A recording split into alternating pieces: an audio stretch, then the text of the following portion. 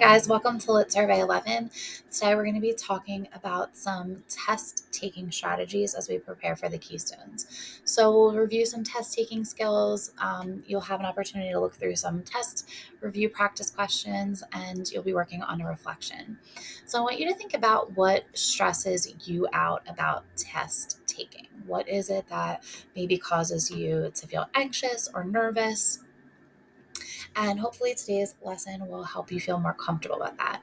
So, leading up to the test, just remember that keystones are broken down into separate sections with different matter or question formats. Read all your test directions carefully. The directions explain exactly what's required in order to answer the type of question. And we've been practicing for months now, but we're going to just go through more practicing today so we're ready. Make sure the night before, think about any topics that you might have struggled with. Maybe go over any notes or lessons or any of our Keystone Prep activities. Try to do something that makes you happy. So, physical activity, deep breathing, drawing. Usually, it's nice to just get outside and get some fresh air. These things can help you de stress and relax. Go to bed early to do your best to get a good night's rest and eat a good dinner. Pre-plan your breakfast the night before. Pack a lunch and snacks, but we'll have some for you too. Make sure that morning that you eat a nice breakfast. Wear comfortable clothes so that you'll feel comfortable while you're testing. Try to avoid a super sugary breakfast because then you'll crash midway through.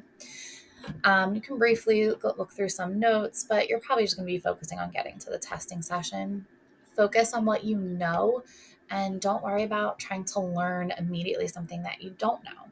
Stretch before the test, get that body energized, and focus on getting your blood moving. Stretch your arms, neck, and back. Focus on your breathing. Take a deep breath in through your nose. Hold it for 5 seconds and exhale through your mouth. It's something I do all the time, actually. And that morning, you should be reflecting on and setting your goals. Think about some challenges that you've faced on that way to getting your goal. We've been setting goals all year in this class. Imagine yourself overcoming those challenges or obstacles. Channel the emotion of accomplishing your goal. And during the test, focus on that feeling of accomplishing your goal. While you're testing, listen to all the instructions from the proctors. Make sure you don't go ahead to any sections without instruction. Preview the test section that you're on. Look at the number of questions. Look at the different types of questions that are on the test, and don't rush. You have as much time as you need. So while you're testing, try to keep these skills in mind.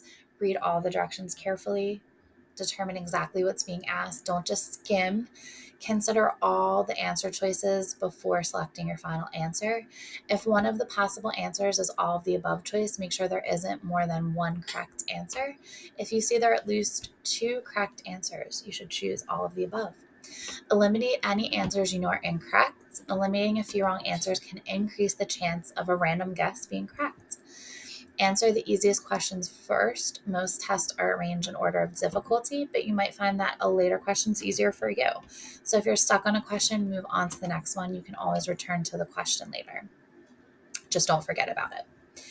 And make sure that you review your answers. Don't second guess yourself, but keep an eye out for careless errors. Double check what you wrote and make sure all of your answers are in the correct locations. Check that your answer book matches your test book with your name on it, all of those things.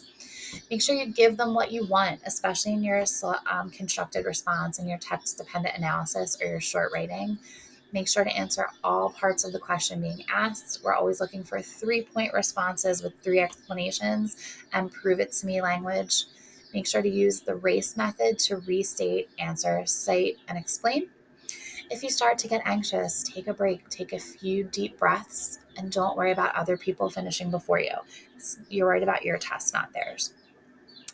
And let your teachers know if or when you need a break. Remember that they're there for you. They're there to help you. We don't want you to be stressed. We just want you to do your best, and your best is enough. So I've included a couple links for you to watch and just the guidelines that we've already went over for constructed responses. Remember, you get graded on a 3-point scale, and you'll have that in front of you on the test day as well.